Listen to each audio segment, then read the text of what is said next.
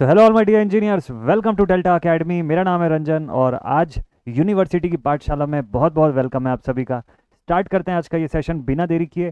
Topic आज का जो है that is active sources and RLC. ठीक है, सीधे मुद्दे पर लेकर के आता हूँ, सीधे टॉपिक पर लेकर के आता हूँ आपको। तो क्रैश कोर्स आपका ये ऑन गोइंग है बढ़िया तरीके से और आपका एग्जाम काफ़ी करीब है। मस्त स्पीड से हम लोग पढ़ने वाले हैं चीज़ों को। आज का वीडियो क्या क्या चीज़ें कवर करेगा वो मैं आपको फटाफट से एक इनसाइट दिखा देता हूँ। तो आज का जो वीडियो है इसके अंदर ये सारे कंटेंट्स आपको देखने को मिलेंगे। कंटेंट में रहेगा सबसे पहले अबाउट द एक्टिव सोर्सेज, उसके बेसिक कंसेप्ट्स, एग्जांपल्स। ठीक है, हम बात करेंगे इसके अंदर ideal independent voltage and current sources के बारे में। देन फर्दर आगे बढ़ते हुए हम लोग बात करेंगे इनके इंटरनल रेजिस्टेंसेस के बारे में, इनके यानी कि वोल्टेज और करंट सोर्सेज के इंटरनल रेजिस्टेंस के बारे में। और आप यकीन मानिए कि ये पॉइंट इतना ज़्यादा इंपॉर्टेंट है कि आगे चल के जब आप थ्योरम्स पढ़ना शुरू करेंगे तो थ्योरम्स के अंदर आपको बहुत ज़्यादा नीड पड़ेगी इन पर्टिकुलर टॉपिक्स की जानकारी होने के लिए। जैसे कि सुपर पोजिशन थ्योरम, जब वोल्टेज सोर्स को रिप्लेस करते हैं, करंट सोर्स को रिप्लेस करते हैं, तो पीछे क्या लगाते हैं उसके, है ना, कि आइडियली उसको किस चीज़ से रिप्लेस करते हैं। तो कहीं आप सुनते होंगे कि उसको शॉर्ट सर्किट से रिप्लेस करते हैं, किसी को ओपन सर्किट से रिप्लेस करते हैं। तो कंसेप्ट क्या है इसके पीछे, ये पढ़ेंगे थर्ड टॉपिक पर। देन इसके बाद हम लोग बात करेंगे अबाउट द डिपेंडेंट सोर्सेज। बहुत इंपॉर्टेंट है, न्यूमेरिकल बनाने में बहुत सारे बच्चों को दिक्कत सिर्फ और सिर्फ इसीलिए आती है कि उनका बेसिक्स ही क्लियर नहीं होता है कि डिपेंडेंट सोर्स है क्या, वो किस तरीके से काम कर रहा है। तो क्वेश्चन में समझ में नहीं आता कि उसको डील कैसे करें। तो वो बेसिक कंसेप्ट मैं आपका यहाँ पर क्लियर करवाऊंगा। एंड देन लास्ट पे हम लोग बात करेंगे about the R L and C elements as a element. इनके बारे में डिस्कशन करेंगे हम लोग कि ये क्या होते हैं, कैसे काम करते हैं और इनका बेसिक नेचर, इनकी प्रॉपर्टीज, इनकी क्वांटिटीज जो है वो किस तरीके से है। ठीक है, तो बीइंग अ क्रैश कोर्स बहुत ज़्यादा डेप्थ में नहीं लेके जाऊंगा आपको, जितना आपके एग्जाम के पॉइंट ऑफ व्यू से ज़रूरी है वो सारी चीज़ें ज़रूर से कवर कराऊंगा। ओके, तो this was all about the content. अब शुरू करते हैं आज के वीडियो के पूरे कंटेंट्स को सीक्वेंस में। ठीक, चलिए भाई। तो सबसे पहले तो बात करते हैं अबाउट द एक्टिव सोर्सेस। और हाँ, एक और चीज़ आपको बता दूं, ये सेशन इसी टाइम पर आपके लिए चलता रहेगा, यानी कि इवनिंग 6 PM पर। और साथ में पैरेलल वीडियोस भी आपके लिए आएंगे। क्या क्या पैरेलल वीडियोस आएंगे, आपको लग रहा होगा कि सर समय इतना कम है, हम तो अभी स्टार्ट किए हैं, कहीं देर ना हो जाए। तो चिंता मत करिएगा, आपके लिए पैरेलल वीडियोस लाने का मैंने प्लान कर लिया ऑलरेडी। तो आप एक टॉपिक ये पढ़ रहे हैं पैरेलली, और दूसरा चैप्टर का दूसरा टॉपिक भी शुरू हो जाएगा आपके लिए, तो उसको भी कवर कर सकते हैं। जैसे फॉर एग्जाम्पल ट्रांसफॉर्मर, है ना, ट्रांसफार्मर हो गया, मशीन्स का पोर्शन हो गया, इलेक्ट्रिकल इंस्ट्रूमेंट्स हो गया, एमसीबी आरसीसीबी वगैरह जिसके अंदर पढ़ना है आपको, पैरेलल वीडियो आ जाएगा उसके लिए भी। तो आप ये भी पढ़ते रहेंगे रिवीजन के तौर पे, और पैरेलली अगर उन टॉपिक्स को नहीं पढ़ें तो उसका भी वीडियो आपके लिए इस चैनल पर आता रहेगा। बस आप डेल्टा अकेडमी पर मस्त तरीके से कनेक्टेड रहिए, पूरे के पूरे कंटेंट आपको यहाँ पर मिलेंगे। इंजीनियरिंग फर्स्ट ईयर चाहे डिप्लोमा में हो, बी टेक में हो, आप सबके लिए यहाँ पर पूरा कंटेंट आते जाएगा ग्रेजुअली आने वाले समय पर। चलिए तो स्टार्ट करते हैं। सबसे पहले बात करते हैं वोल्टेज एंड करंट सोर्सेस की, ये क्या होते हैं, किस तरीके से वर्क करते हैं। ठीक है, और इस सेशन का नोट्स टेलीग्राम ग्रुप पर आपको भेज दूंगा तुरंत के तुरंत। जैसे ही ये सेशन आपका 6 बजे ऑन एयर होगा, उसके बाद आपको तुरंत के तुरंत टेलीग्राम ग्रुप पर नोट्स पे मिल जाएगी। तो नोट्स के लिए निश्चिंत रहिए, कॉपी में आपको कुछ नहीं लिखना है। जो आपको लगे कि न्यू थिंग है, या जो आपको लगे कि अच्छा ठीक है ये इंपॉर्टेंट है बहुत ज़्यादा, बस उतना ही लिखिएगा। ठीक है, फुल कोर्स में नोट्स बनाइएगा, क्रैश कोर्स में नोट्स बहुत ज़्यादा बनाने की नीड नहीं पड़ेगी आपको। शॉर्ट नोट्स आप चाहें तो बना सकते हैं। चलिए स्टार्ट करते हैं। तो सबसे पहले हम लोग बात करेंगे about the voltage and current sources, है ना। सबसे पहले हम लोग बात करेंगे about the voltage and current sources, और उससे भी पहले मैं लिखवाऊंगा आपको कि एक्टिव एलिमेंट्स, एक्टिव सोर्सेज या एलिमेंट्स क्या होते हैं, इनकी टेंडेंसी क्या होती है। देखिए, जब आपको कोई एक्टिव एलिमेंट बोलता है तो दिमाग में एक चीज़ आ ही जाता है कि वैसे भी वो सोर्स ही होगा, वैसे भी एनर्जी का सोर्स होगा। एक्टिव एलिमेंट्स आर दोस्त जो अपनी एनर्जी सिस्टम को प्रोवाइड करते हैं। तो यहाँ पर भी हम ऐसे ही एलिमेंट्स की बात कर रहे हैं। और इस कंडीशन पे हमारे पास सोर्स के टर्मिनोलॉजी पे बेसिकली दो चीज़ें दिमाग में स्ट्राइक करती हैं।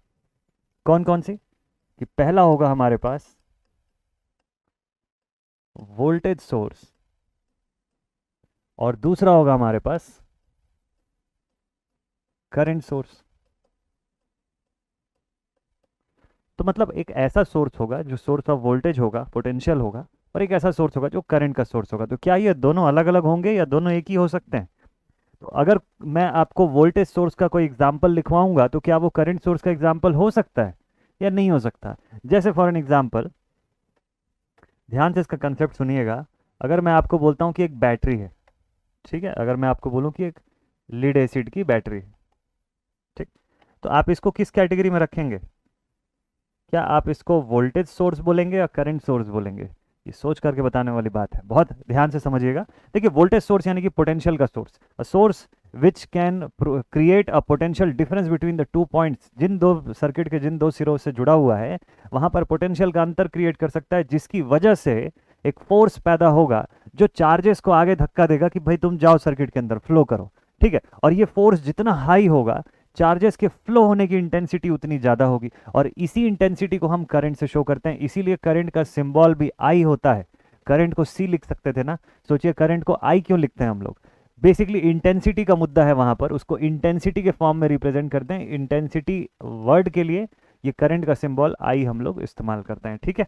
खैर, तो अब हम वापस इस पॉइंट पर आते हैं। तो जब हम सोर्स की बात करते हैं तो दिमाग में ये दो चीज़ें सबसे पहले स्ट्राइक करती है, ठीक, कि आइडियल कंडीशन पे हमारे पास एक वोल्टेज सोर्स और करंट सोर्स, ऐसे दो सोर्सेस होते हैं। फिर उस सोर्स के एग्जांपल में आप बैटरी, जनरेटर, पीवी सेल्स, जो चाहिए आप ऐसे ऐड करते जाते हैं, ठीक है।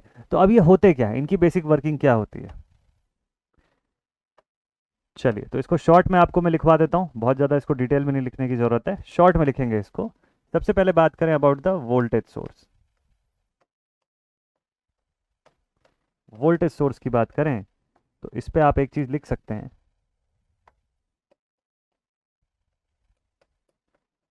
It is an active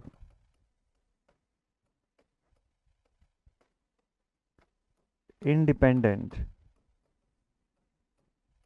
source which provides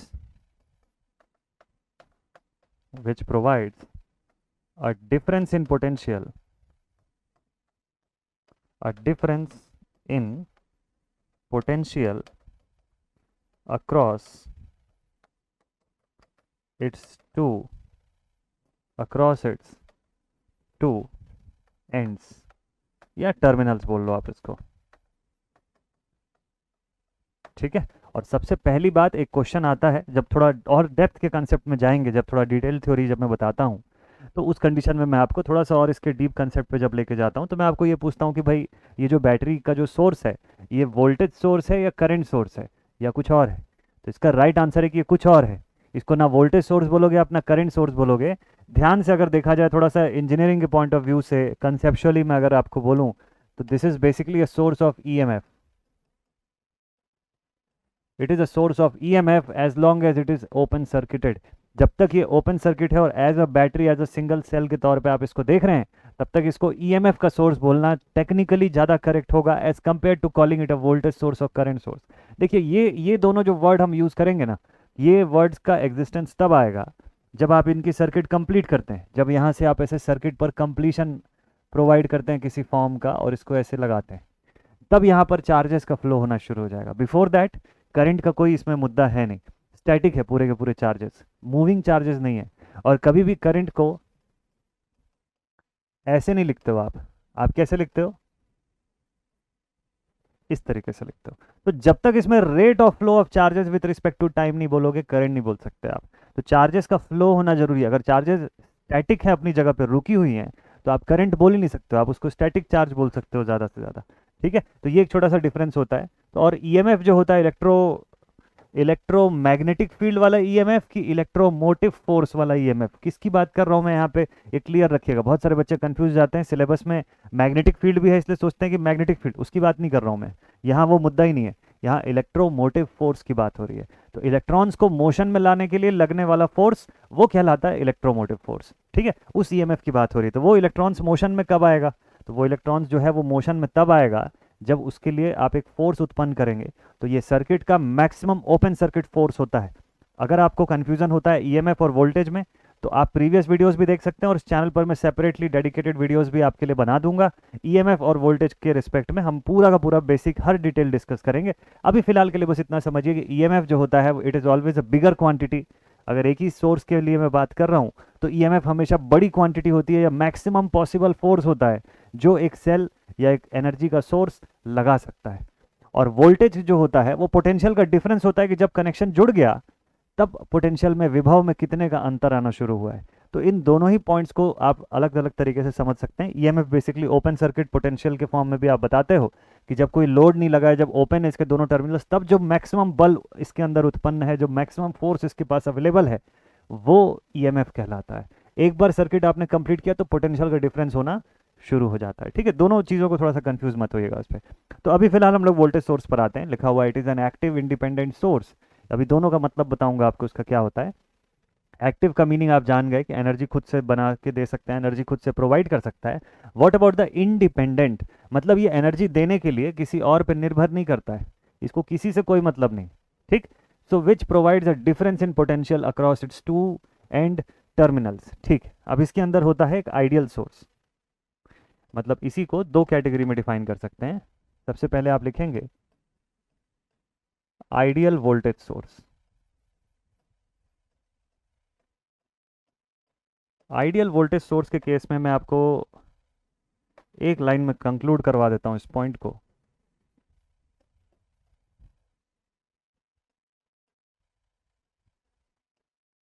it can provide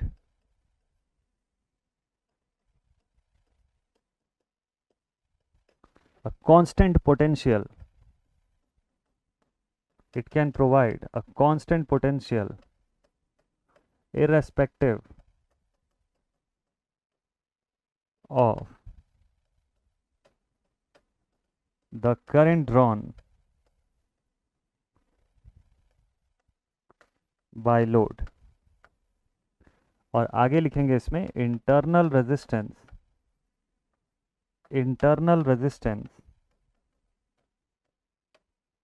of ideal voltage source is, internal resistance of an ideal voltage source is 0। बहुत इंपॉर्टेंट पॉइंट है, की पॉइंट है ये। ठीक है, की पॉइंट्स तो आपके पास नोटेड होना ही चाहिए। And therefore it can be replaced, therefore it can be replaced by short circuit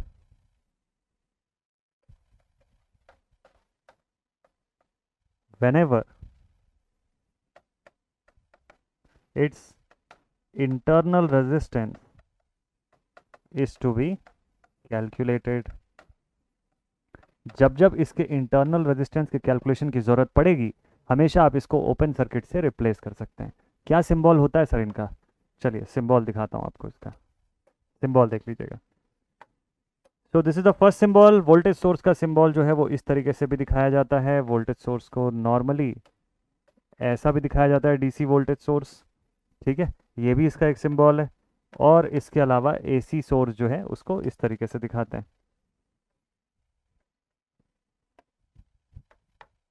देखिए, ये भी सिंबल है, ये भी इसका सिंबल है, और ये भी सिंबल है।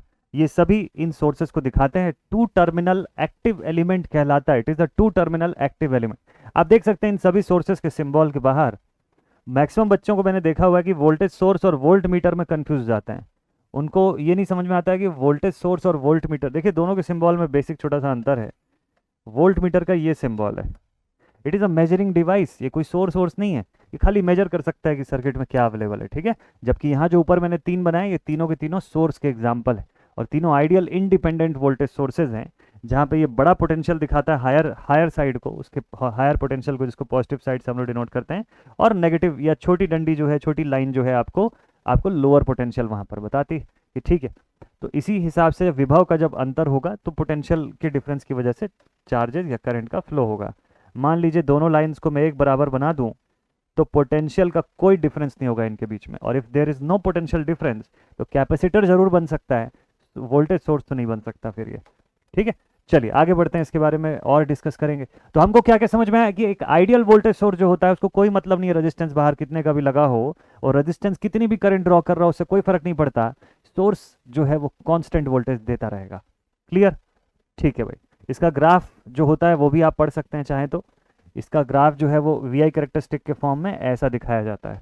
इसका ग्राफ किस तरीके से दिखाते हैं? अगर यहाँ पर वोल्टेज है विथ रिस्पेक्ट टू करंट, अगर मैं शो कर रहा हूँ तो इसके ग्राफ को ऐसे शो करते हैं। देखिए, अगर यहाँ पर करंट है, यहाँ पर वोल्टेज है, तो दिस रिमेन्स कांस्टेंट। ये एकदम कांस्टेंट चलेगा irrespective of any change in the current. Clear? चलिए नेक्स्ट पॉइंट पर लेकर के चलते हैं आपको, और अगला पॉइंट देखते हैं हम लोग, that is the current source. अब देखते हैं करंट सोर्स क्या बताता है। चलिए, तो अगला पॉइंट है हमारा करंट सोर्स, इसके बारे में बात करें। लास्ट में इनके एग्जांपल्स मैं आपको डिस्कस करवा दूंगा। ठीक है, so what is a current source? ये क्या करता है भाई? ये भी एक्टिव एलिमेंट है, ठीक है। करंट का सोर्स है, इसका मतलब चार्जेस का फ्लो करवाता होगा, इसके अंदर चार्जेस का मूवमेंट जो है, इलेक्ट्रॉन्स वगैरह का जो मूवमेंट है वो अच्छा खासा होता होगा, ठीक है। सो it provides a flow of charges. It provides a flow of charges whenever the circuit is completed. Whenever the circuit is completed, ठीक। तो सर्किट का कंप्लीट होना जरूरी है, नहीं तो करंट सोर्स जो है उसका कोई मतलब नहीं है। वो सोर्स है, उससे करंट का फ्लो तभी होगा जब सर्किट जो है वो पूरी हो जाएगी। जैसे मान लीजिए यहाँ पे मैंने एक सोर्स बना दिया, ठीक है, और ये सर्किट का स्विच मैंने ओपन छोड़ दिया और यहाँ पर ऐसे बल्ब लगा हुआ है, ठीक। तो क्या अभी बल्ब जलेगा? नहीं जलेगा। तो क्या करंट फ्लो होगी इसके अंदर? भाई बिजली का कोई तार जिसकी सप्लाई बंद है उसको अगर आप छू लेते हैं गलती से तो कुछ होगा आपको? कुछ नहीं होगा, कुछ भी नहीं होगा, अनलेस कि आप लाइव वायर को ना छू लें, उसको छोड़ के आप नॉर्मली इस कंडीशन पर इसके किसी भी हिस्से को टच करिए, कुछ नहीं होना है आपको, कुछ भी नहीं होगा, ठीक है।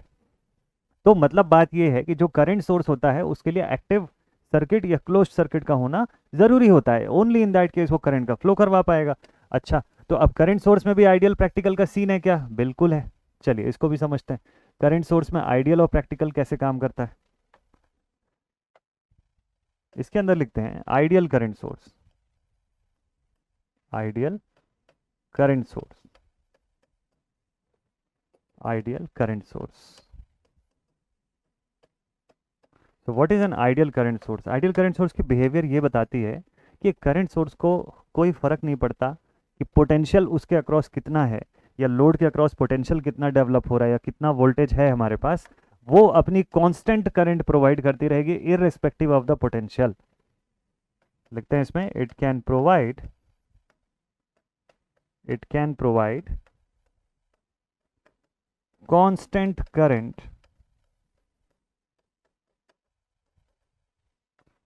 to the load irrespective of the potential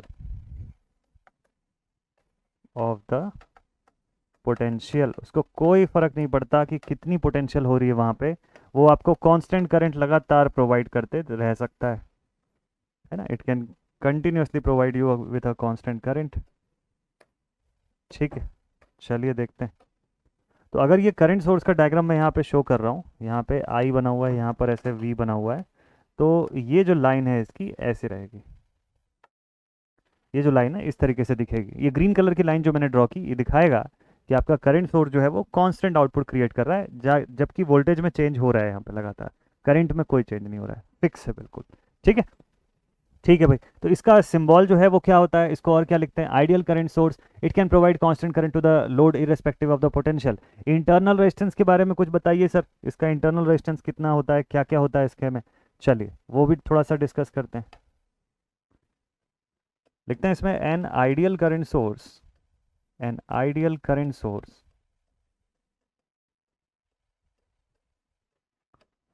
has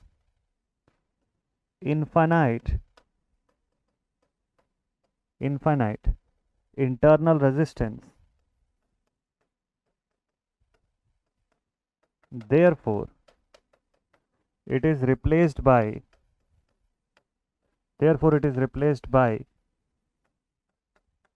open circuit when equivalent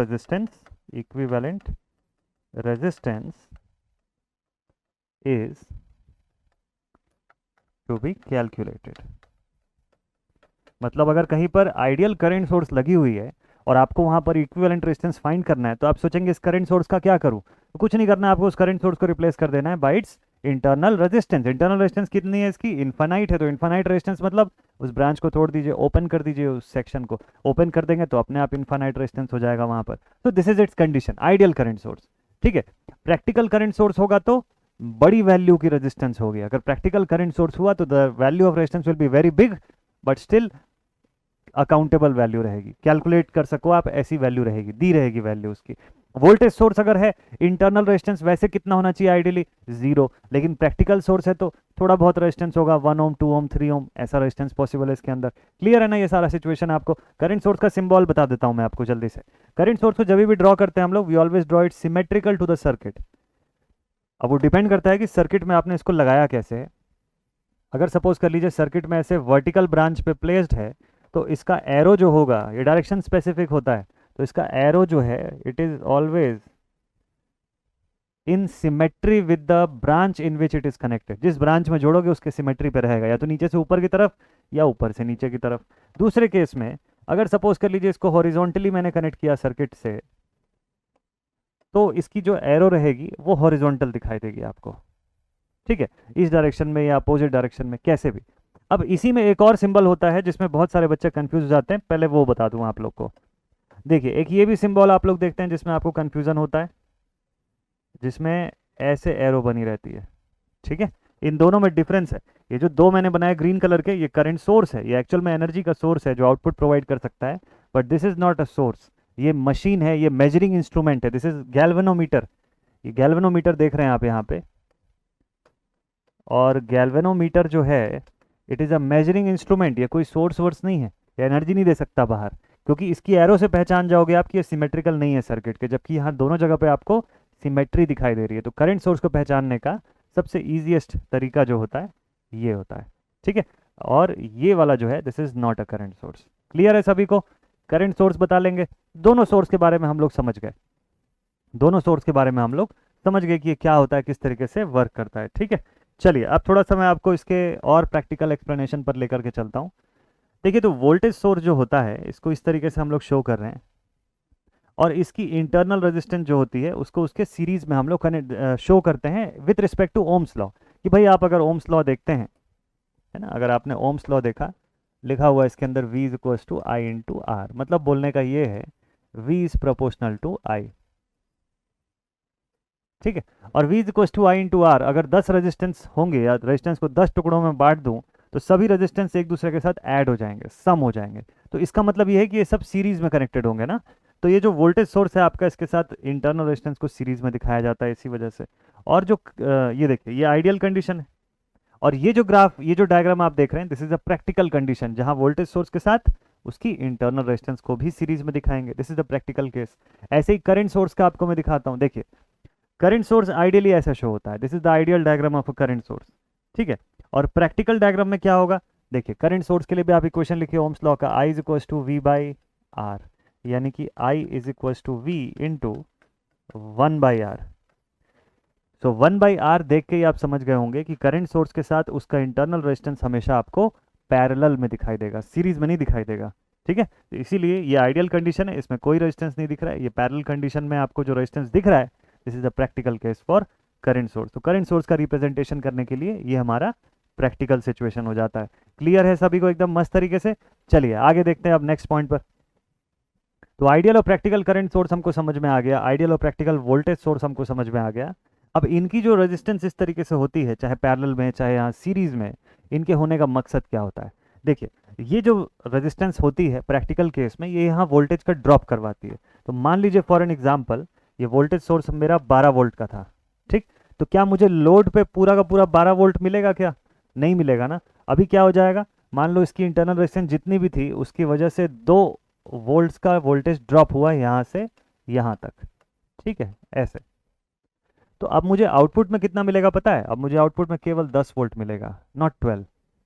यहाँ पर क्या होता, अगर ये 12 वोल्ट का सोर्स होता तो बाहर भी मुझे 12 वोल्ट ही मिलता लोड पर।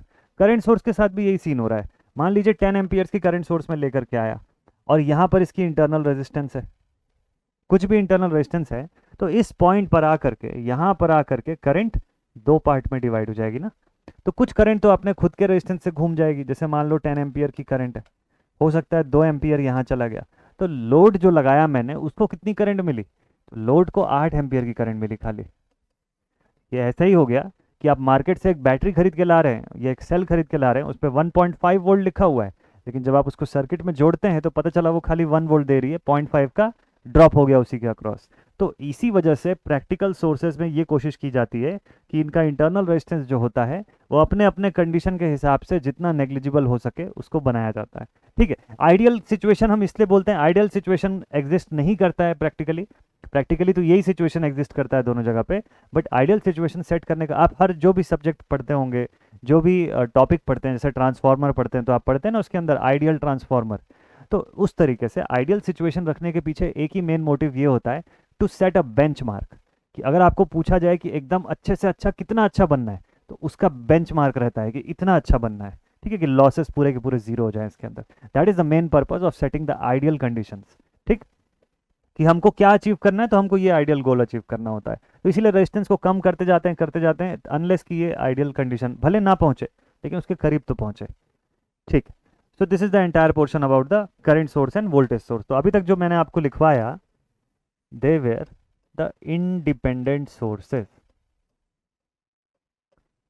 ये सब थे इंडिपेंडेंट सोर्स। ठीक है, जो किसी पर निर्भर नहीं कर रहे थे, है ना, आत्मनिर्भर भारत टाइप आत्मनिर्भर सोर्स थे ये अपने खुद के दम पे चल रहे हैं, अपने खुद एनर्जी प्रोवाइड कर रहे हैं, किसी और के एनर्जी के ऊपर डिपेंडेंट नहीं है।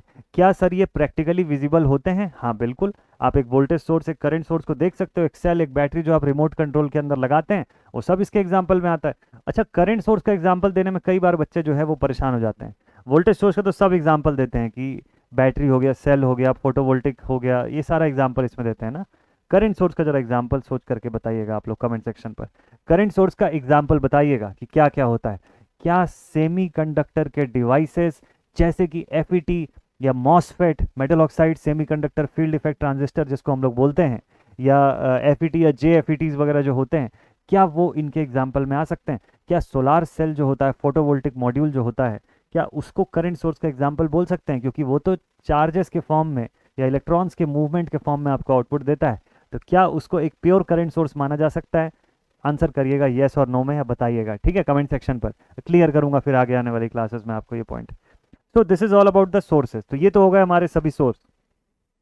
सोर्सेज को सर्किट में यूज कर रहे हैं आप, और उसके साथ साथ आपके सर्किट में कई बार डिपेंडेंट सोर्स आते हैं। तो पहले अभी इंडिपेंडेंट का जो बताया उसका एग्जांपल आपको दिखाता हूँ सर्किट में कैसे आप यूज करेंगे। अब जैसे मान लीजिए आप कोई सर्किट या कोई क्वेश्चन सॉल्व कर रहे हैं, ठीक है, चलिए एक क्वेश्चन बनाते हैं यहाँ पर। अब एक सर्किट है और यहाँ पर ऐसे लोड कनेक्टेड है, एक जगह पर मैं एक सोर्स लगा देता हूँ। ठीक, लेट अस सपोज यहाँ पर एक वोल्टेज सोर्स है,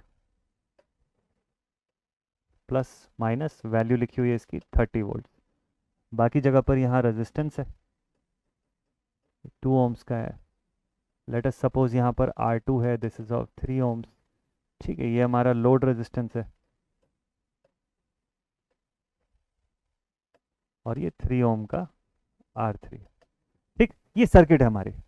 अब कोई मुझे बोलता है कि एक काम करो, लोड रेजिस्टेंस को रिमूव करो और इसके अक्रॉस का इक्विवेलेंट रेजिस्टेंस जरा पता करके बताओ कि सर्किट का इक्विवेलेंट कितना है। तो मैं क्या करूंगा, यहाँ पे इस लोड रेजिस्टेंस को क्या कर दूंगा, रिमूव कर दूंगा। इस लोड रेजिस्टेंस को क्या करना चाहिए मुझे, रिमूव। अच्छा, रिमूव करने के बाद इसी के अक्रॉस जो 2 पॉइंट्स निकल के आएंगे वहीं पर मुझे आउटपुट लेना है, इतना तो तय है। ये देखिए,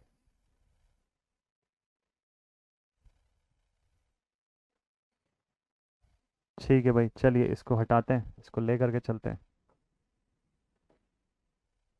चलो ये अभी जाएगा नहीं, इसको यहीं पर रहने देते हैं।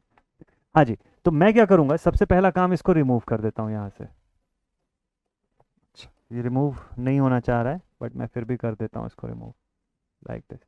ठीक है, अभी रिमूव कर दिया।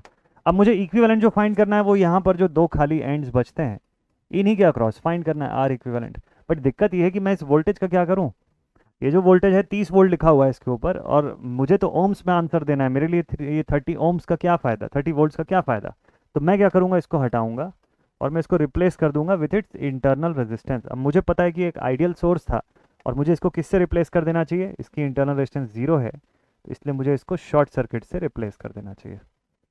ठीक है, अब जो सर्किट बची देखिए खाली रेजिस्टेंसेस बचे हुए हैं, ऐड कर दीजिए, पैरेलल कर दीजिए, जिस भी तरीके से आपको सॉल्व करना है। तो तीनों का भी यहाँ सम होगा, 3 3 6 एंड 2 8, कंप्लीट हो गया आपका क्वेश्चन।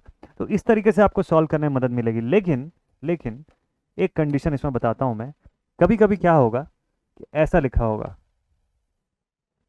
कभी कभी आप देखते होंगे किताब में वोल्टेज सोर्स लिखा है, उसके बगल में रेजिस्टेंस की वैल्यू लिखी हुई है। ये क्या इंडिकेट करता है? ये बताता है कि ये जो सोर्स है आइडियल नहीं है, प्रैक्टिकल सोर्स है भाई। तो अगर प्रैक्टिकल सोर्स मान रहे हो तो इसको पूरा गायब करके शॉर्ट सर्किट मत कर दो, इसको हटाइए और इसकी जगह इसका जो इंटरनल रेजिस्टेंस है उसको बैठा दीजिए यहाँ पर। तो मतलब अब आप जब रिप्लेस करेंगे तो कुछ ऐसे रिप्लेस करेंगे, देखिए। अब जब आप इसको हटाएंगे ना, तो you will place a resistance of 2 ohms in its place.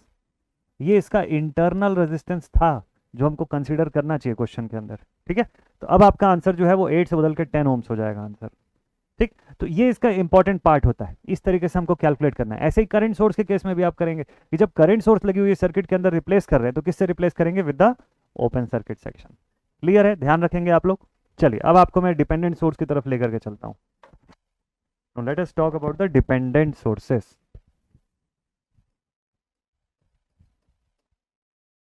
Dependent sources, dependent source के बारे में एक दो बातें आपको बहुत काम की बताता हूँ मैं। वैसे आपके एग्जामिनेशन में इससे थ्योरी ज़्यादा नहीं पूछेगा, थ्योरी इससे पूछता ही नहीं है डिपेंडेंट सोर्स। इनफैक्ट न्यूमेरिकल में एक आध क्वेश्चन दिया तो दिया, अदर देन दैट बहुत ज़्यादा नहीं पूछता है। लेकिन AJE के लिए कोई बच्चा अगर पढ़ेगा तो उसके लिए बहुत ज़्यादा काम करेगा, वहाँ पर पूछता है, कॉम्पिटिटिव पेपर्स में खूब पूछता है। डिपेंडेंट सोर्सेज बेसिकली 4 प्रकार के होते हैं, और इनके बारे में अगर एक लाइन में इनकी तारीफ करनी हो तो मैं इतना बता सकता हूँ कि they are by default, they are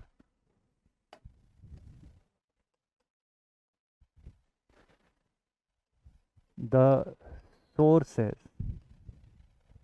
और थोड़ा सा इसको इलेबरेट कर दूं तो they are the ideal sources, they are the ideal sources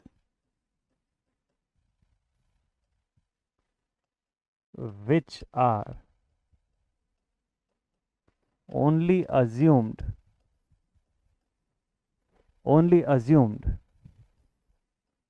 for analysis of electronic circuits, for the analysis of electronic circuits। बोलने का मतलब यह है कि जो डिपेंडेंट सोर्स होता है, कोई आपको बोले कि चलो ले करके आओ मार्केट से एक डिपेंडेंट सोर्स खरीद के लेके आओ, ठीक है, तो आप उसको ला के ऐसे हाथ पे रख के दिखा नहीं सकते हैं कि ये रहा डिपेंडेंट सोर्स। जैसे आप बैटरी या सेल रख के एक वोल्टेज सोर्स, एक करंट सोर्स को दिखा सकते हैं, डिपेंडेंट सोर्स ऐसा नहीं होता, ऐसा प्रैक्टिकली एग्जिस्ट करता ही नहीं है। बात तो ये है, ये सिर्फ और सिर्फ केवल और केवल अजम्पशंस के फॉर्म में चलता है डिपेंडेंट सोर्स। मतलब इसको आइडियल फॉर्म में हम मानते हैं और इसको अज्यूम करके बस चलते हैं कि ऐसा डिपेंड करता हुआ एक सोर्स बनेगा, बट प्रैक्टिकली ऐसा कोई सोर्स नहीं एग्जिस्ट करता है। ये कितने प्रकार का होता है? अच्छा, इसका बाय डिफॉल्ट क्या नेचर रहता है? By default it is passive in nature, it is passive in the absence of independent sources। ये जो लाइन मैंने लिखा हुआ है ये हर किसी को समझ में नहीं आएगा, को जब तक थोड़ा डिटेल में ना इलेबोरेशन होगा इसका तब तक ये समझ नहीं आएगी। ये जो येलो कलर से मैंने लाइन लिखी हुई है, तो by default it is passive in the absence of independent sources, ठीक है। तो ये बेसिकली पैसिव नेचर का रहता है अगर सर्किट में कोई इंडिपेंडेंट सोर्स नहीं लगा हुआ है तो। खाली डिपेंडेंट सोर्सेज लगे हुए हैं उस सर्किट में वोल्टेज करंट नहीं निकाल सकते आप, मिलेगा भी नहीं वोल्टेज करंट उसके अंदर, खाली रेजिस्टेंस निकाला जा सकता है। एक डेड सर्किट से केवल रेजिस्टेंस निकाल सकते हो और कुछ नहीं मिलता है डेड सर्किट से। ये टोटल रेजिस्टेंस निकालने के लिए डेड सर्किट काफ़ी है। अब कभी अगर आपको विश्वास ना हो तो लैब के अंदर जो ट्रेनर किट होता है, ट्रेनर किट के सारे पैच कॉर्ड्स को जोड़िएगा और उन सभी पैच कॉर्ड्स को जोड़ने के बाद मल्टीमीटर को ओम वाले सेक्शन पे सेट कर दीजिए, और जैसे ही दोनों टर्मिनल्स को, मल्टीमीटर के दोनों लीड्स को, अगर वो सर्किट आपने प्रॉपर कंप्लीट किया है पैच कॉर्ड से, तो जैसे ही 2 सिरों पर आप रखेंगे वो ओम में आपको रीडिंग बता देगा कि कितना ओम्स है वहाँ पर। उसके लिए कोई सप्लाई की जरूरत नहीं, सर्किट को बंद कर दीजिएगा, ट्रेनर किट को कोई ज़रूरत ही नहीं है। वो उसी की बैटरी से, वो जो मल्टीमीटर की जो सेल है उसी से इलेक्ट्रिसिटी जितनी जितनी ब्रांचेस से पास होती चली जाएगी उसी हिसाब से वो उसको कैलकुलेट करके बताएगा आपको आउटपुट। तो इस तरीके से वर्क करता है। लेकिन एक एक्टिव सर्किट जो होती है उसी से वोल्टेज करंट निकाल सकते हो, पैसिव सर्किट से वोल्टेज करंट नहीं मिलती कभी भी आपको। और ये डिपेंडेंट सोर्स की खासियत होती है कि अगर सर्किट में कोई इंडिपेंडेंट सोर्स नहीं है तो इनको पावर देने वाला कोई नहीं रहता है, और अगर इनको पावर देने वाला कोई नहीं है तो ये भी पावरलेस हो जाता है, ठीक है। तो ये आपको आउटपुट नहीं प्रोवाइड कर सकते हैं उस कंडीशन पे, तो फिर ये पैसिव की तरह वर्क करता है। चलिए, तो by default it is passive in nature, independent source अगर नहीं लगा है तो, हाँ इंडिपेंडेंट सोर्स अगर लगा है तो डिपेंडेंट सोर्स भी एक्टिव की तरह बिहेव कर सकता है। ये कितने टाइप के होते हैं? They are of 4 types, 4 type के होते हैं टोटल, उससे बाहर कुछ नहीं होता है। कौन कौन से 4 टाइप के? इनका सिंबल के साथ मैं आपको बताता हूँ, ध्यान से देखते जाइएगा, ठीक है? इनके सिंबल के साथ समझते हैं पूरी चीज़ें। तो इनका सिंबल ऐसा होता है, ऐसा डायमंड शेप के होते हैं ये लोग।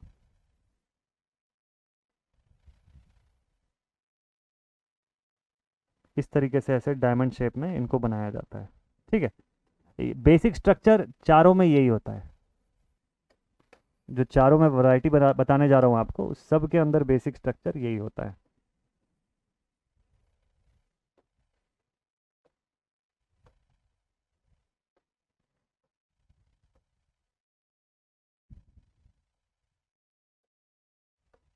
देखिए, अब ये होते हैं, अब ये 4 वैरायटी क्या क्या है उसको समझते हैं हम लोग।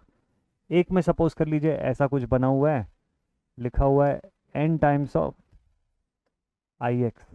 दूसरे में लिखा हुआ है n times of v y. तीसरे में लिखा हुआ है n times of v x. और लास्ट में लिखा हुआ है n times of v y, v y नहीं sorry, n times of i y, ऐसा लिखा हुआ है। ये 4 वैरायटी के हैं। अब जो लिखा हुआ है इसके ऊपर डेटा, उससे कैसे पहचानोगे कि कौन सा सोर्स है? देखिए, अंदर के सिंबल देख के तो पहचान सकते हैं ना आपकी कौन सा सोर्स है। चलिए लिखते हैं, इसका नाम लिखते हैं। कौन सा सोर्स है ये? This is a voltage source. 2 point में वी एस लिख के छोड़ देता हूं मैं। करंट सोर्स है, करंट सोर्स लिख दिया। थर्ड वाला कौन सा है? वोल्टेज सोर्स, लिख दीजिए वी एस। ये कौन सा है? करंट सोर्स, सी है, ठीक।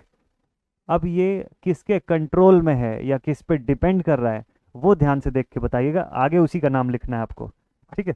तो चलिए देखते हैं, तो किसके ऊपर डिपेंड कर रहा है भाई? फर्स्ट केस में देखिए, पहले केस में लिखा हुआ है N times of I X. N times में कोई भी इंटीजर हो सकता है, कोई भी नंबर हो सकता है। आई एक्स जो होता है किसी भी ब्रांच की कोई करंट हो सकती है, कोई भी करंट के ऊपर ये निर्भर कर सकता है, ठीक है? तो किस पे निर्भर कर रहा है? करंट पे डिपेंड कर रहा है ना, तो मैं लिखूंगा current dependent voltage source. Voltage source तो है ही बाय डिफॉल्ट, और करंट पे डिपेंड कर रहा है। यहाँ पर बताइए किस पे डिपेंड कर रहा है? वोल्टेज पे डिपेंड कर रहा है, तो आप लिखेंगे वोल्टेज डिपेंडेंट, पहले से ही लिख दिए थे करंट सोर्स, ठीक। थर्ड पे किस पे डिपेंड कर रहा है? वोल्टेज पे, आप फिर लिखिए वोल्टेज डिपेंडेंट वोल्टेज सोर्स। और यहाँ किस पे डिपेंड कर रहा है? करंट पे, तो आप लिखेंगे करंट डिपेंडेंट करंट सोर्स। नाम लिखना समझ में आ गया आपको सभी का? देखिए, यही इनका नाम होता है। कुछ किताबों से आप पढ़ेंगे तो इनको कंट्रोल्ड सोर्स बोला जाता है। They are also known as, dependent के अलावा इनको कंट्रोल्ड सोर्स भी बोलते हैं। ये वर्ड भी यूज होता है इनके लिए कि ये किसी के द्वारा कंट्रोल किए जा रहे हैं, तो उस हिसाब से भी नाम लिख लो आप इसका, ताकि वो भी पता रहे। किसी भी किताब से आप अगर पढ़ रहे हो, किसी भी बुक से आप पढ़ रहे हो, तो आपको ये सब नाम भी देखने को मिलेगा। देखिए, कौन सा सोर्स है वो तो सेम रहेगा, बस अब क्या लिखोगे आप इसके आगे? अब आप लिखोगे, चूंकि ये कंट्रोल हो रहा है सर, तो करंट डिपेंडेंट की जगह मैं लिखूंगा करंट कंट्रोल्ड। यहाँ वोल्टेज डिपेंडेंट की जगह I will write voltage controlled. Voltage dependent की जगह यहाँ पे भी वोल्टेज कंट्रोल्ड, और करंट डिपेंडेंट की जगह करंट कंट्रोल्ड। तो इनका जो शॉर्ट इनिशियल्स है वो ऐसा बन जाएगा, c c v s, v c c s, v c v s, c c c s, इस तरीके से, ठीक है? तो ये हो गए पूरे के पूरे आपके डिपेंडेंट सोर्सेस। इनका इंटरनल रेजिस्टेंस कितना होता है? इनका इंटरनल रेजिस्टेंस नहीं निकाला जा सकता है। इनका इंटरनल रेजिस्टेंस निकालने के लिए, इसीलिए जब ये सोर्स सर्किट में लगाए जाते हैं तो उस सर्किट का इंटरनल रेजिस्टेंस फाइंड अगर करना पड़ गया तो उसके तरीके अलग होते हैं। नॉर्मली सीरीज पैरेलल करके वहाँ रेजिस्टेंस से नहीं निकाल सकते हो, वहाँ आपको सर्किट के एन टर्मिनल्स का करंट और एन टर्मिनल का वोल्टेज, ये 2 चीज़ चाहिए होती है, और फिर दोनों के रेशियो से आप सर्किट का टोटल रेजिस्टेंस बनाते हैं। आगे चल के ऐसे क्वेश्चन लेंगे, मैं आपको सॉल्व करके बताऊंगा। और हाँ, एक और चीज़, जितने भी हम यहाँ पे टॉपिक्स पढ़ रहे हैं उसका न्यूमेरिकल वीडियो मैं आपके लिए अलग रखूंगा, ताकि जिस बच्चे को केवल न्यूमेरिकल प्रैक्टिस करना हो वो उसी वीडियो से पूरा न्यूमेरिकल बना सकेगा, ठीक है? This is all about the sources. आगे चल के इनका यूज़ करना हम लोग और डिटेल में सीखने वाले हैं। अब आपको लेकर के चलता हूँ नेक्स्ट पॉइंट पर, that is the passive elements. हमारे जो पैसिव एलिमेंट्स हैं, जिसमें से कि सबसे पहला रेजिस्टेंस है, ठीक। चलिए, तो फुल कोर्स में हम लोग इसके बारे में डिटेल में पढ़ते हैं। अभी फिलहाल मैं आपको क्रैश कोर्स में इसके बारे में फटाफट से बता देता हूँ। रेजिस्टेंस जो होता है, it is a property, register is a element. यहाँ पर जो लिखा हुआ है रजिस्टर, ये एलिमेंट को बोलते हैं। रेजिस्टेंस उसकी नेचर होती है, ठीक है। अपोज करना, किसको अपोज करेगा भाई? अपोज किसको किया जा सकता है? जो चल रहा हो, जो मोशन में हो, उसी को तो अपोज कर सकते हो ना। अब एक गाड़ी रुकी है, उसको क्या अपोज करोगे आप? दीवार रुका हुआ, उसको क्या अपोज करोगे आप? अगर कोई चल रहा है तब तो उसको अपोज करोगे ना, तब रोकोगे कि भाई तुम मत चलो करके। ये होता है। तो सर्किट के अंदर भी एग्जैक्टली यही सीन है।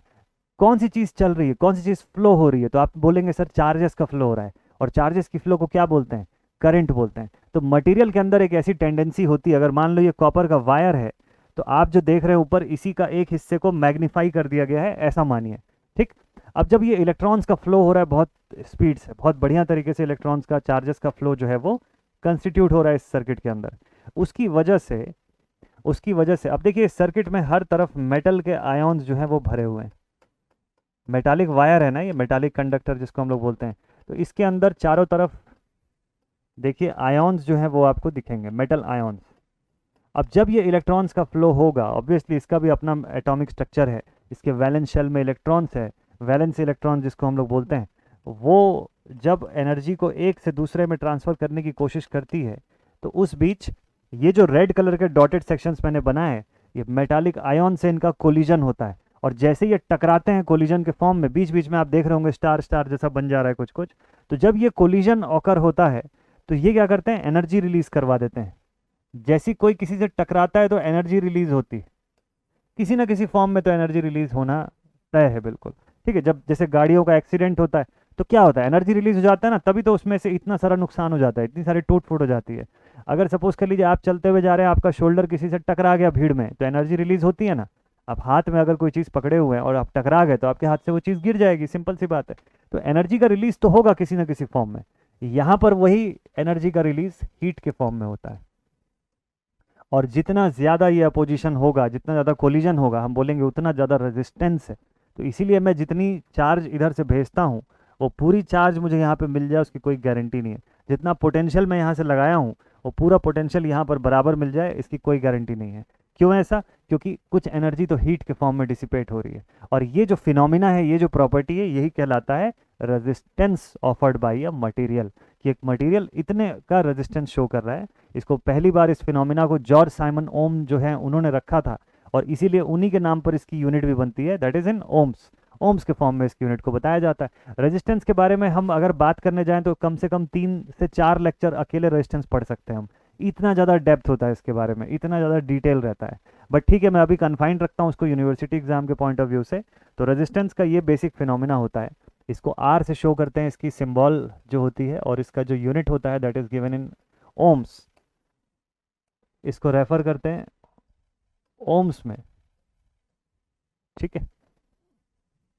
तो ओम्स के फॉर्म में इसको लिखते हैं। अगर हाँ, ओम्स लॉ के अंदर भी इसका हम लोग इम्पैक्ट देखते हैं कि क्या बेसिक वर्किंग होता है। रेजिस्टेंस देखिए, किसी भी मटेरियल की ना अपनी खुद की टेंडेंसी होती है, बाय डिफ़ॉल्ट होता है।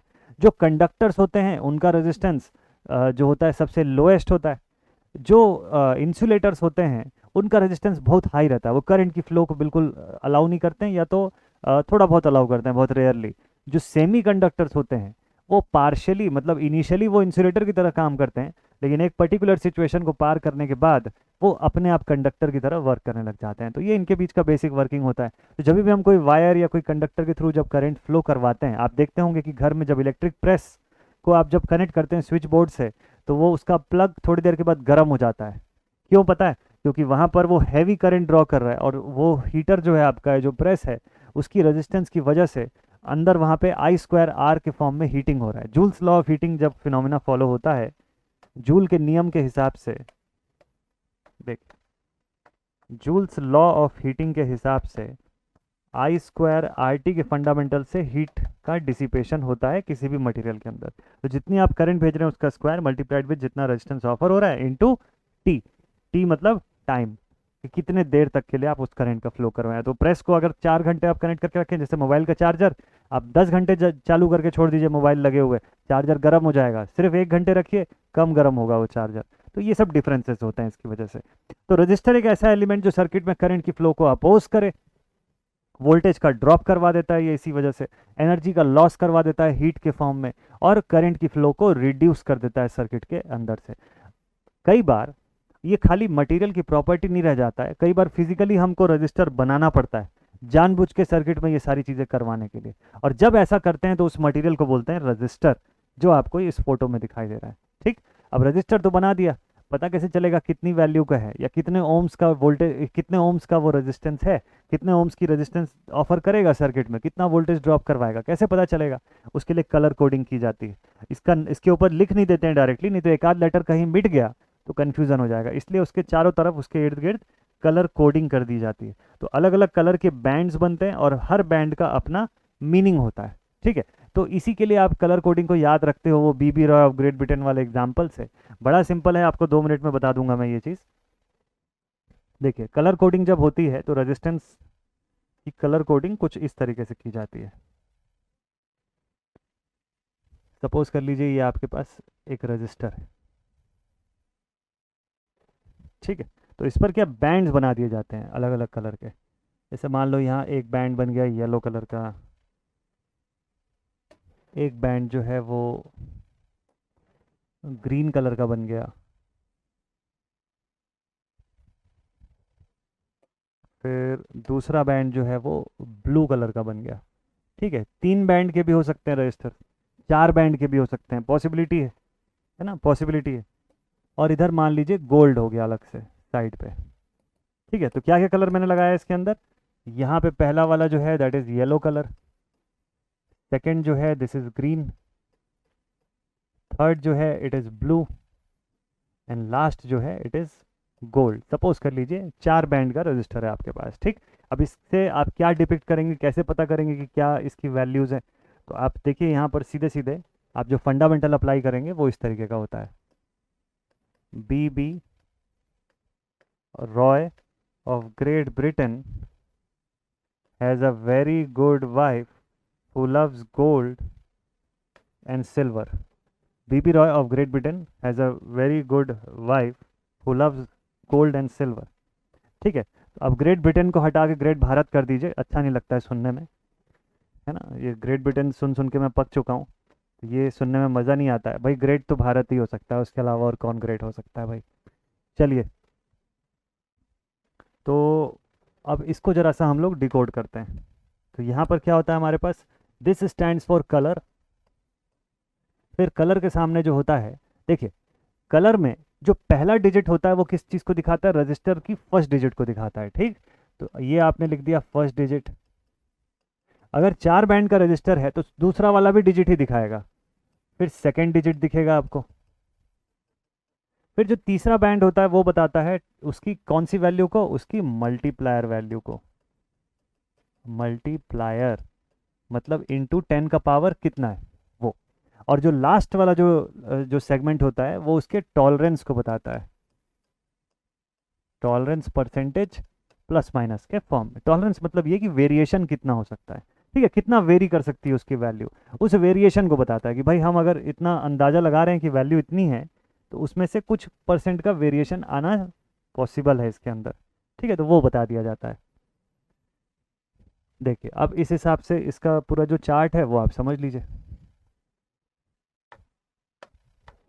तो बीबी रॉय का हो गया फर्स्ट। कहाँ से हम लोग शुरू करते हैं, 0 से शुरू करते हैं। 0 1 2 3 4 5 6 7 8 9 9 तक होता है। ठीक है, पूरा मत लिखिएगा, गोल्ड और सिल्वर में नहीं लिखिएगा ये डिजिट का नंबर।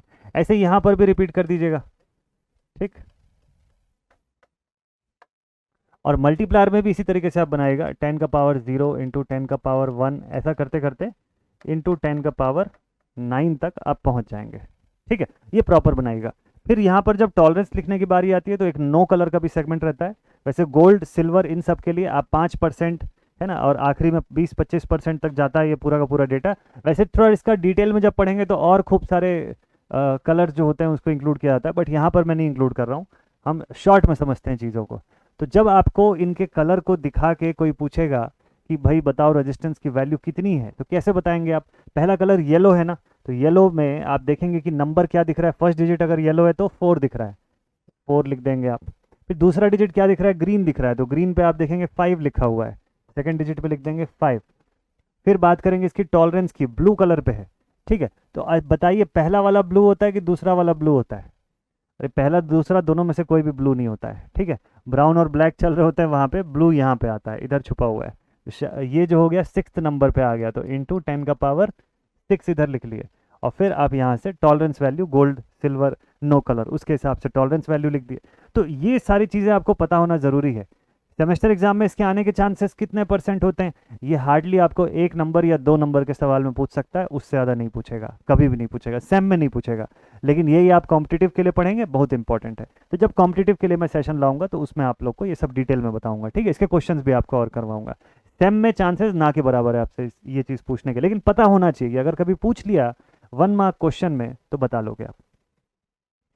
तो this is about the resistance. Register के बारे में हम लोग समझ गए, रजिस्टर किस तरीके से वर्क करता है। देखिए first digit, second digit, multiplier and tolerance. 4 band का है, तो अगर 3 बैंड का है तो फर्स्ट डिजिट बताएगा, उसका मल्टीप्लायर बताएगा और टॉलरेंस बताएगा। कोई सेकंड डिजिट का सीन नहीं रहेगा वहाँ पे। ओके, ठीक है। रजिस्टर बनता कैसे है सर? अगला क्वेश्चन आपके माइंड में कि सर रजिस्टर को क्रिएट कैसे करते हैं, क्या कंपोनेंट यूज करते हैं बनाने के लिए। रजिस्टर बेसिकली कैसे क्रिएट होता है, मैं एक छोटा सा एग्जाम्पल दूंगा आपको। रजिस्टर जो होता है, composition of carbon and silica सबसे ज़्यादा इस्तेमाल होता है। कार्बन का काम होता है उसके अंदर का कंडक्शन वाले पार्ट को इंक्रीज करना, और सिलिका का पार्ट होता है उसके अंदर के रेजिस्टिव पार्ट को या इंसुलेटिंग पार्ट को ज़्यादा रखना। तो अगर आपको रजिस्टर की वैल्यू छोटी रखनी है तो कार्बन का कंपोजिशन बढ़ा दीजिए, ज़्यादा कार्बन फिट कर दीजिए उसके अंदर। जितना ज़्यादा कार्बन कंपोनेंट रहेगा उतना रेजिस्टेंस कम होगा और उतना वो कंडक्ट ज़्यादा करेगा। और अगर सपोज कर लो रजिस्टर बहुत बड़ी वैल्यू की बनानी है तो सिलिका कंपोनेंट को हाई कर दीजिए, कार्बन को कम रख दीजिए, तो रेजिस्टेंस बहुत बड़ी वैल्यू की हो जाएगी, ठीक है। तो ये इसका मेजर कंपोजिशन होता है। इनिशियली शुरुआती दिनों में जब रेजिस्टेंस बनते थे तो प्लास्टर ऑफ पेरिस में कार्बन और सिलिका को डाल के उसको पूरा कागज से ऐसे रोल करके चिपका के रखा जाता था। जब वो सूख जाता था तो उसके साथ वायर कंडक्टर अंदर से जोड़ के उसको पूरा ऐसे रैप किया जाता था। जब वो ड्राई होता था, सूखता था, तो वो रजिस्टर की तरह यूज होता था। तो आप खुद सोच सकते हैं कि इतने बड़े बड़े रजिस्टर या शायद इससे भी बड़े बड़े रजिस्टर लगाने पड़ते थे सर्किट में। तो इसीलिए उस समय का जो पीसीबी होता था वो खूब बड़े साइज़ का होता था। अब देखिए अब इतने छोटे छोटे से जो होते हैं, जो पीसीबी जो होते हैं, अब वो आपको दिखेंगे। कारण क्या हो गया कि अब ऐसा रजिस्टर बहुत कम चलता है। अब जो रजिस्टर चलता है वो कुछ ऐसा दिखाई देगा आपको, इस तरीके का रजिस्टर दिखाई देगा सर्किट के अंदर, ऐसा दिखाई देगा। और इसके अंदर एक डेटा लिखी रहेगी, कैसी लिखी रहेगी? R52 ऐसा लिखा हुआ दिखेगा, ठीक है। तो इसको क्या बोलते हैं? इनको बोला जाता है SMD रजिस्टर। क्या बोलते हैं इनको? इनको बोलते हैं SMD रजिस्टर्स, ठीक है। ये वही रजिस्टर होते हैं, काम वही होता है इनका पोजीशन का, बस ये सरफेस माउंटेड डिवाइस होते हैं। इस वजह से सरफेस माउंटिंग होने की वजह से आपको ऐसे अलग से टर्मिनल, लीड, ये सब कुछ नहीं दिखाई देगा। और इतने कॉम्पैक्ट, इतने छोटे से होते हैं कि शायद ये मेरे नाखून से भी छोटे साइज का रजिस्टर जो है वो होता है उसके अंदर, उससे भी ज़्यादा छोटा रजिस्टर होता है, ठीक है। कि आपको मैग्नीफाइंग ग्लास का भी यूज़ करना पड़ जाएगा कई बार, इतने शॉर्ट रेजिस्टेंस होते हैं। चलिए रजिस्टर के बारे में, रजिस्टर का क्वेश्चन ऑन कलर कोड यहाँ पर एक दिख रहा है आपको, ठीक है। आपको अगर प्रैक्टिस करनी होगी तो आपको यहाँ पर 3 क्वेश्चंस दिए हुए हैं, ये तीनों को लेकर के आप प्रैक्टिस कर लीजिएगा, ठीक है। 3 क्वेश्चंस दिए हुए हैं, यहाँ पे इनके डायग्राम दिए हुए हैं ABCD, इनका कलर दिया हुआ है आपको। जैसे यहाँ फर्स्ट वाले में पहला कलर ब्राउन, फिर ब्लू, फिर रेड, फिर गोल्ड। इसकी वैल्यू आप पता करके बताइए, कमेंट सेक्शन में भी लिख सकते हैं अगर आप चाहें तो, ठीक है। ये सारे कुछ का वैल्यूज जो है वो आप पता करके जरूर से कमेंट सेक्शन में बता सकते हैं। चलिए अब आगे लेकर के चलते हैं आपको रजिस्टर की वैरायटी पे, कितने टाइप के रजिस्टर होते हैं। रजिस्टर की फैमिली बहुत बड़ी है और रजिस्टर को आज तक आपने लीनियर एलिमेंट के तौर पे पढ़ा है, बट मैं आपको बता दूं कि रजिस्टर नॉन लीनियर कैटेगरी के भी होते हैं। तो लीनियर रजिस्टर्स की अलग फैमिली है, नॉन लीनियर रजिस्टर्स अलग तरीके से होते हैं। अब नॉन लीनियर रजिस्टर का मतलब क्या हो गया? जैसे वेरिस्टर हो गया, थर्मिस्टर हो गया, ठीक है। वेरिस्टर तो नहीं बट थर्मिस्टर जो है वो उस कैटेगरी के अंदर आ जाएगा। थर्मिस्टर जो हो गया, LDR जो हो गया है ना, LDR आप लोग कई बार प्रोजेक्ट्स में इस्तेमाल करते हुए देखे होंगे, कि जिसमें लाइट डिटेक्टिंग जो रजिस्टर जिसको हम लोग बोलते हैं, तो उस तरीके से जो काम करता है। ये देखिए अब यहाँ पे आपको मैं एग्जांपल बताऊं, जो मैं अभी जस्ट आपको कार्बन कंपोजिशन की बात कर रहा था, ये सब कार्बन कंपोजिशन के, कार्बन फिल्म के, metal film register, metal oxide film register, wire wound register भी काफ़ी इस्तेमाल होता है। फिर यहाँ से आता है थर्मिस्टर, ठीक है, नॉन लीनियर कैटेगरी पे आता है। फ्यूजिबल रजिस्टर का अलग फंडामेंटल है। ये जो पोटेंशियोमीटर रजिस्टर आप देख रहे हैं, this is a variable resistor, ठीक है। ये वेरिएबल रजिस्टर है, इसकी वैल्यू को वेरी कर सकते हो आप।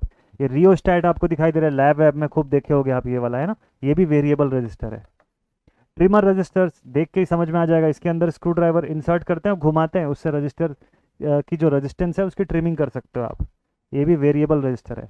अभी देखिए मैं आपको जो बता रहा था surface mounted resistor, SMD resistors इस तरीके से होते हैं। इसकी इसकी कोडिंग ही अलग चलती है, यहाँ कलर कोड नहीं चलता इसमें।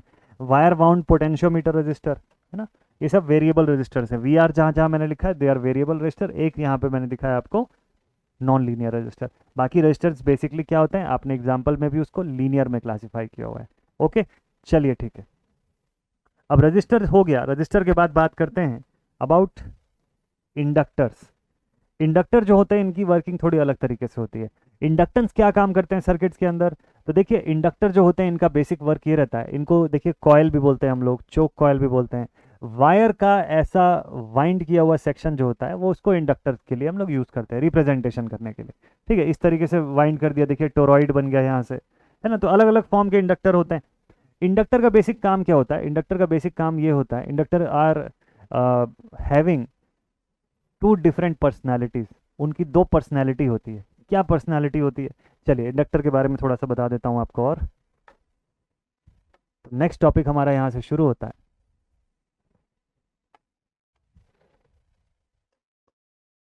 इंडक्टर्स, ठीक।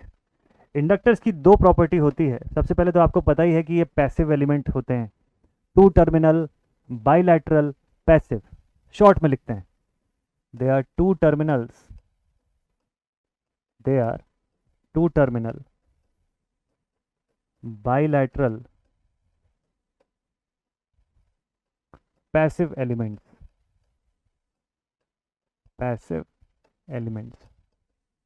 ठीक। इनकी दो नेचर, इनका जो पहला नेचर होता है वो होता है, इनकी जो फर्स्ट प्रॉपर्टी है इसको बोलते हैं हम लोग इंडक्टेंस। ठीक। इंडक्टेंस का मतलब क्या होता है भाई, देखिए इंडक्टेंस का मतलब ये होता है कि ये जो है अपने थ्रू होने वाले किसी भी सडन चेंज इन करंट को अपोजिशन ऑफर करेंगे। या फिर चलो थोड़ा आसान लैंग्वेज में आपको मैं बताऊं तो inductance is a property which shows कि इंडक्टर की कितनी क्षमता है एनर्जी को स्टोर करने की इन the form of magnetic field. Inductor जैसे मैंने आपको बोला डुअल नेचर एलिमेंट होता है, तो it stores energy in the form of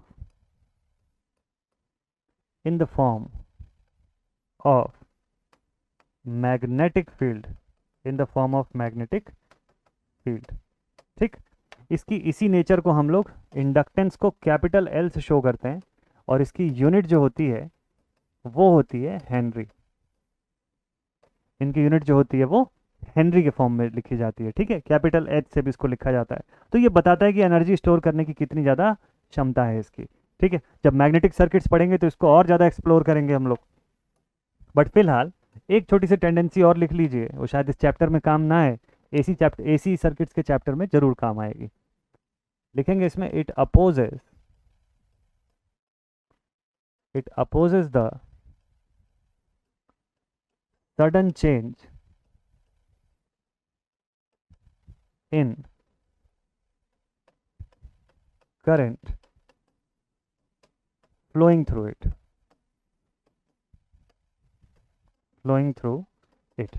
तो बहुत कुछ है इसमें आपको बताने के लिए मेरे पास, लेकिन since it is a crash course मुझे अपने आप को काफ़ी पॉइंट पे कन्फाइन करना पड़ रहा है कि नहीं इतने पर ही रुकते हैं, क्योंकि क्रैश कोर्स है, हमको लिमिटेड चीज़ें करनी है इसके अंदर ताकि टॉपिक पूरा करें, लेकिन अंदर जो डेप्थ है वो लिमिट तक ही जाए, ताकि एग्जामिनेशन के पॉइंट ऑफ व्यू से एग्जाम के ओरिएंटेशन पे वो काम करे। अदरवाइज मैं आपको सडन चेंज के ऊपर ही पूरा एक लेक्चर पूरा पढ़ा सकता हूँ, पूरा बता सकता था कि वो सडन चेंज को कैसे अपोज करता है, उसका फंडामेंटल क्या है। और इंडक्टर के केस में जब हम सीरीज में उसको ऐड करते हैं तो वो फिजिकली उसके अंदर ऐसा क्या हो रहा होता है कि वो एडिटिव नेचर में दिखता है सीरीज पे लगाने पे। ये बेसिक फंडामेंटल हम लोग समझते हैं इसके अंदर। बट ठीक है, क्रैश कोर्स है तो कोई दिक्कत नहीं है, आपको जितनी नॉलेज जितनी इन्फॉर्मेशन होनी चाहिए वो सारा मैं प्रोवाइड कर दूंगा जो एग्जाम के पॉइंट ऑफ व्यू से जरूरी हो, ठीक है। तो इंडक्टेंस ध्यान में रखिएगा कैपिटल एल से डिनोट होता है, हेनरी इसकी यूनिट होती है। तो अगर हेनरी में लिखा हुआ है 3 हेनरी 4 हेनरी, समझ जाएगा इंडक्टेंस दिया हुआ है आपको क्वेश्चन में। लेकिन यही चीज इंडक्टर के ऊपर अगर लिख दिया 2 ओम्स या J 2 ओम्स ऐसा लिख दिया तो पहचानिएगा कि इंडक्टिव रिएक्टेंस दिया हुआ है आपको, ठीक है। चलिए इंडक्टिव रिएक्टेंस जो है उसको भी लिख लेते हैं। तो इसकी अगली जो प्रॉपर्टी होती है, नेक्स्ट जो नेचर होता है, that is known as inductive reactance, ठीक। इंडक्टिव रिएक्टेंस मतलब इसके द्वारा दिया गया अपोजिशन उस सर्किट के अंदर, ठीक है, द अपोजिशन ऑफर्ड, शॉर्ट में लिखिएगा opposition offered by the inductor.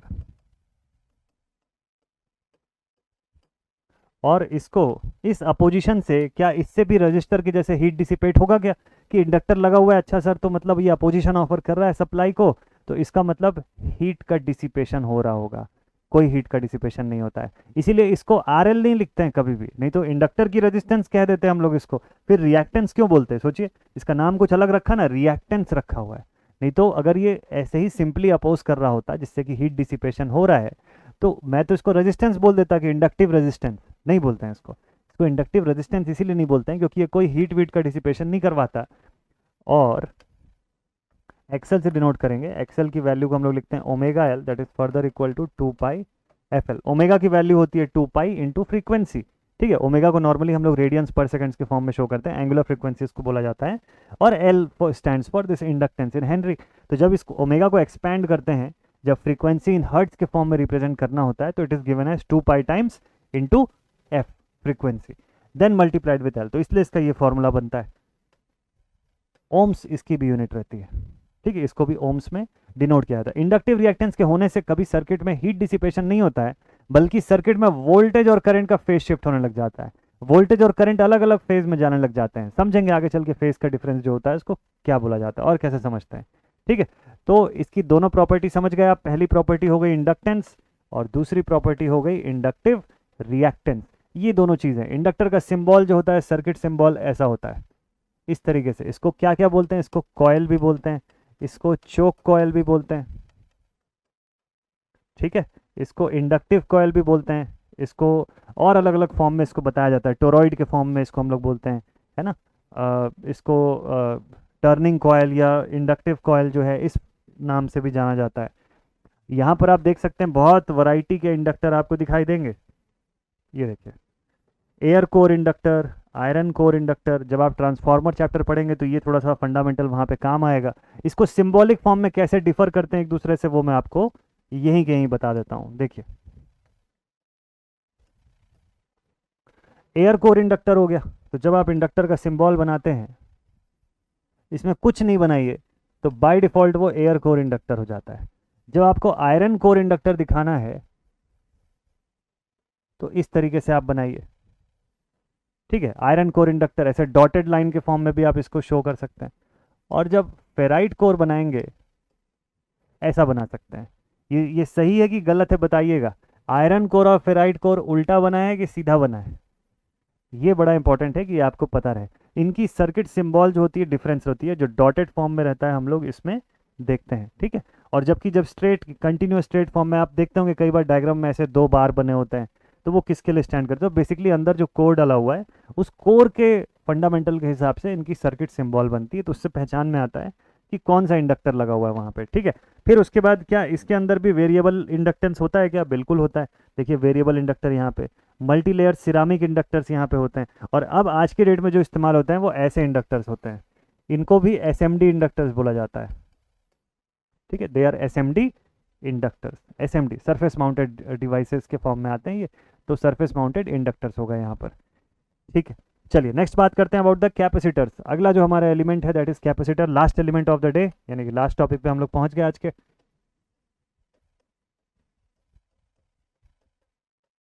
Capacitors क्या होते हैं, कैसे समझते हैं इनको। देखिए, what do we mean by capacitor. It is also a two terminal, it is also a two terminal passive bilateral linear element, इतनी कैटेगरी में आप इसको रखते हैं। कैपेसिटर के केस में भी आप ये चीज़ बोलते हैं कि ये भी पैसिव एलिमेंट है, बायलैटरल है, लीनियर इन नेचर है, ठीक है, और 2 टर्मिनल इससे भी निकलते हैं। अब ये करता क्या है, इसके भी दो प्रॉपर्टीज़ हैं। क्या क्या दो प्रॉपर्टीज़ हैं भाई? इसके जो पहले प्रॉपर्टी का नाम है उसको हम लोग बोलते हैं, it's first property is capacitance. It's first property is capacitance. इसको कैपेसिटेंस के नाम से जाना जाता है। ये क्या बताता है? कैपेसिटेंस का मतलब ये होता है कि property of a capacitor to store charges. Capacitor जो है एनर्जी को चार्ज के फॉर्म में स्टोर करता है अपने अंदर, ठीक है। So it is the property, it is the property of capacitor, property of capacitor to store the energy in the form of charges। Energy को चार्ज के फॉर्म में स्टोर करता है। आप बोलेंगे सर इंडक्टर एनर्जी स्टोर करता है, capacitor नहीं करता है। देखिए, चाहे मैग्नेटिक फील्ड हो या चार्जेस का स्टोरेज हो, both are the forms of energy. तो energy is a generalised word, उसको मिक्स मत करिएगा। It is just a generalised word of any form of such quantities जो ये लोग स्टोर कर रहे हैं। तो इंडक्टर भी एनर्जी स्टोर कर रहा है, कैपेसिटर भी एनर्जी स्टोर कर रहा है, but that is storing the energy in a form of magnetic field, whereas this element is storing the energy in the form of charges. ठीक है, ये चार्ज के फॉर्म में जमा करता है। ठीक है, इस प्रॉपर्टी को हम लोग क्या बोलते हैं? कैपेसिटेंस बोलते हैं। कैपेसिटेंस को सी से डिनोट करते हैं। इसकी यूनिट क्या होती है सर? इसकी यूनिट होती है फैरेड्स। एफ से डिनोट करते हैं, फैरेड, माइक्रो फैरेड, मिली फैरेड, इस फॉर्म में आपको डेटा में दिख जाएगा। ठीक, कैपेसिटर किस चीज को अपोज करता है? Capacitor opposes the sudden change in potential. लिखेंगे इसके अंदर, it opposes the sudden change in voltage across it. इसके अक्रॉस होने वाला जो वोल्टेज का सडन चेंज है उसको ये कैपेसिटर हमेशा अपोज करेगा। ठीक है, कारण और इसका यूसेज दोनों आगे चल के हम लोग पढ़ेंगे। नेटवर्क थ्योरी के अंदर जब ट्रांजिएंट्स पढ़ते हैं तो ट्रांजिएंट्स में ये फंडामेंटल के बिना हो ही नहीं सकता कि आप ट्रांजिएंट पढ़ लें पूरा का पूरा। ये जो मैं अलग से लिखवा रहा हूँ आपको दोनों के अंदर, चाहे इंडक्टर के बारे में या कैपेसिटर के बारे में, जैसे वहाँ मैंने आपको लिखवाया कि it opposes the sudden change in the current flowing through it, और यहाँ मैंने आपको लिखवाया it opposes the sudden change in the voltage across it. ध्यान रखिएगा, करंट को नहीं अपोज करता है इंडक्टर, करंट की बदलाव को अपोज करता है। अगर करंट में डेल आई लिख दोगे ना आप और सडन वो चेंज हो रहा है, उसको अपोज करेगा, करंट को नहीं अपोज करता है। करंट को जो अपोज करता है दैट इज रेजिस्टेंस। ठीक, तो it opposes the sudden change in the voltage across it. ठीक है, कैपेसिटर की सर दूसरी प्रॉपर्टी क्या होती है? कैपेसिटर की सेकेंड प्रॉपर्टी को हम लोग बोलते हैं कैपेसिटिव रिएक्टेंस। इसको बोलते हैं कैपेसिटिव रिएक्टेंस। कैपेसिटिव रिएक्टेंस को किससे डिनोट करते हैं? देखिए, कैपेसिटिव रिएक्टेंस भी अपोजिशन है, opposition to the basic supply. It is also the opposition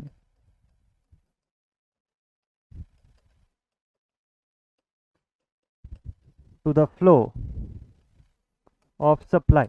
ये तो समझ में आती है बात।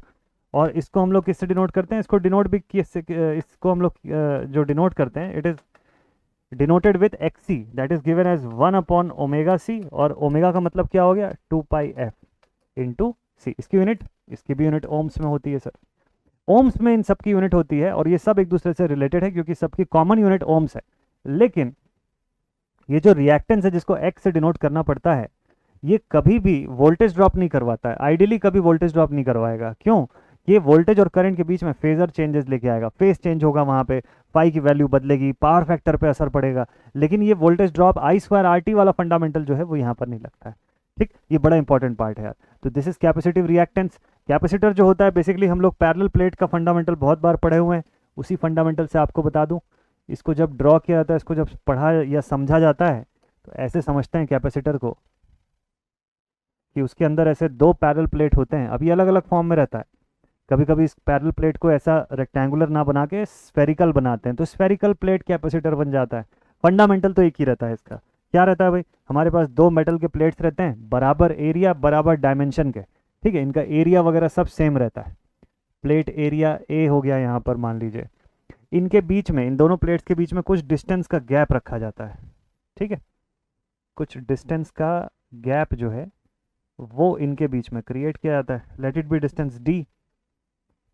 और ये जो डिस्टेंस है किससे भरा हुआ रहता है? ये जो पूरा डिस्टेंस जो खाली आपको दिख रहा है, इसको अलग अलग तरीके के डाई इलेक्ट्रिक से फिल कर दिया जाता है।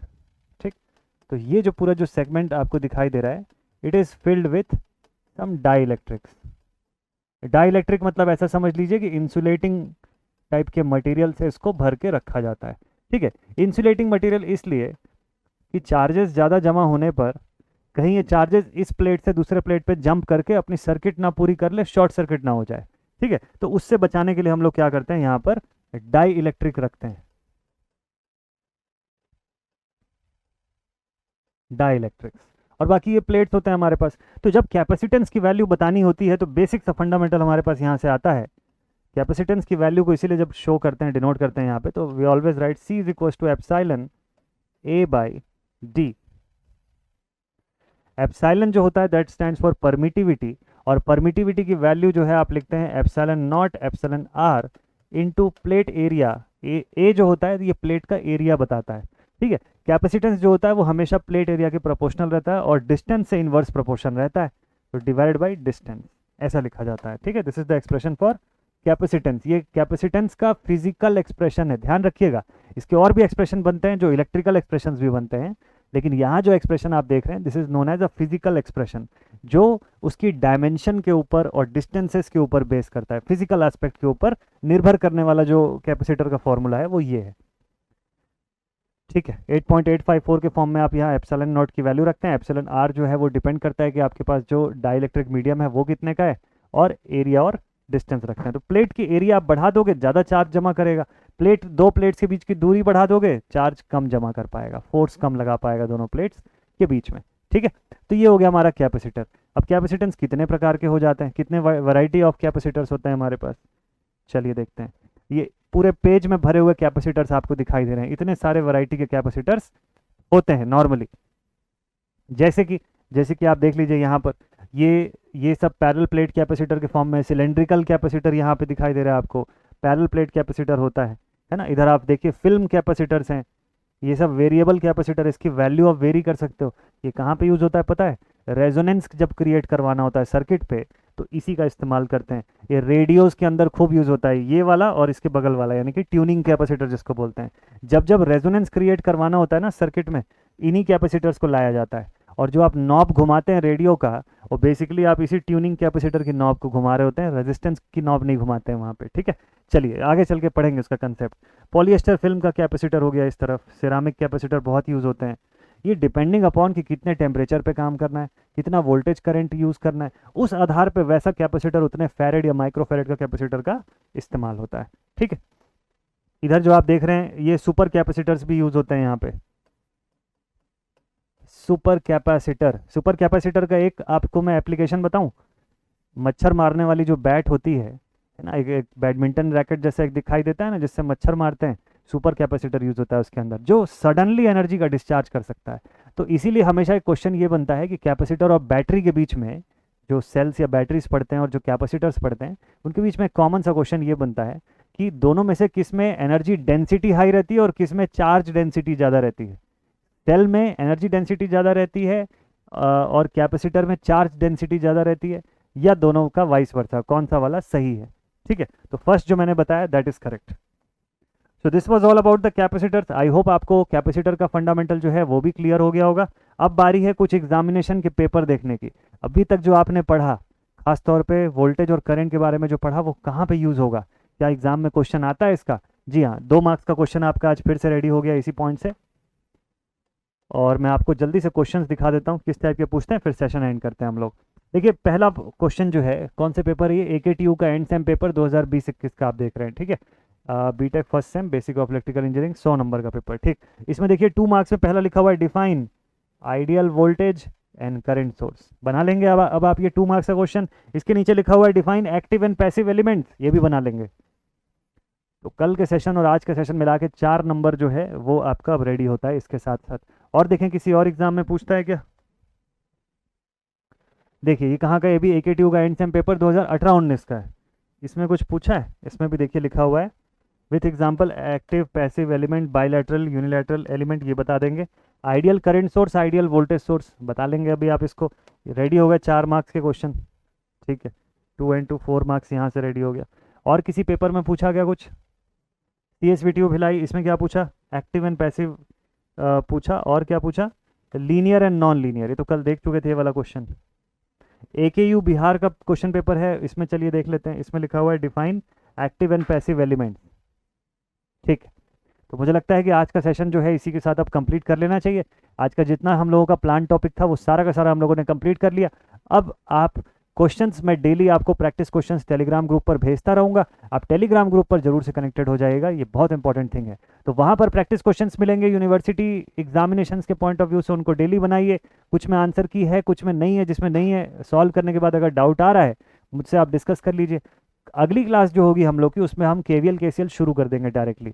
न्यूमेरिकल जो है आपको मैं सेपरेटली अलग वीडियो में करवाऊंगा, जो सिर्फ न्यूमेरिकल्स के लिए ही डेडिकेटेड होगा। उस पर लिखा होगा कि numerical on this and this topic, जो भी टॉपिक होगा वो लिखा होगा। ठीक है, तो चलिए आज का वीडियो ये वाला यहीं पर एंड अप करते हैं। आप सभी से मिलते हैं नेक्स्ट सेशन में। And thank you so much all my dear students for watching this video. Next video पर आपके लिए नया टॉपिक आएगा आपके एग्जाम से जुड़ा हुआ। ठीक है, तो ये क्रैश कोर्स का आज का सेशन यहीं पर होता है कंप्लीट। अगले वीडियो में मिलते हैं। Thank you so much all my dear student. जय हिंद।